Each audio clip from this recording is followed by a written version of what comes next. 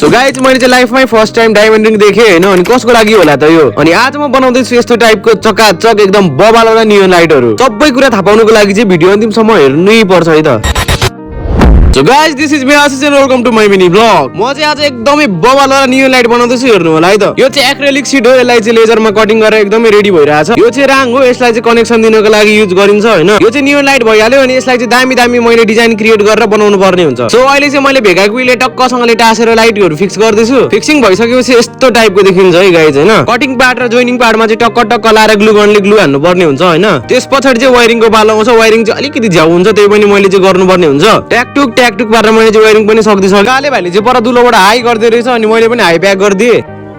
So finally guys हाम्रो चाहिँ सकिसक्यो। अब कस्तो देखियो होला त हैन, हेरौँ न त अब हैन। हाम्रो फाइनल लुक चाहिँ यस्तो टाइपको देखिरहेको छ हैन। अनि तपाईहरुलाई पनि यस्तो टाइपको नियन लाइटहरू चाहिन्छ भने चाहिँ सम्झिदा हुन्छ। कन्ट्याक्ट नम्बर चाहिँ त्यतै बायोतिर होला, एक कल हान्दा हुन्छ। आज चाहिँ हाम्रो भाउजूको बर्थडे रहेछ अनि दाइले चाहिँ एकदम दामी बबाल खालको चाहिँ डायमन्ड रिङ गिफ्ट गर्नु लाग्नु भएको रहेछ। साच्चै रियल ओरिजिनलै डायमन्ड रहेछ, टललल्ल टल्किरहेको थियो। दाइको यो गिफ्ट देखेर चाहिँ भाउजू छक्क परेर दङ्गै पर्ने हुनुभयो। आज गिफ्ट नै दिइसकेपछि यतिको सरप्राइजिङ चाहिँ हुनै पर्यो गाइज हैन। गिफ्ट देखेर यता हाम्रो बाहुन भाइ पनि सक्ड भइरहेछ।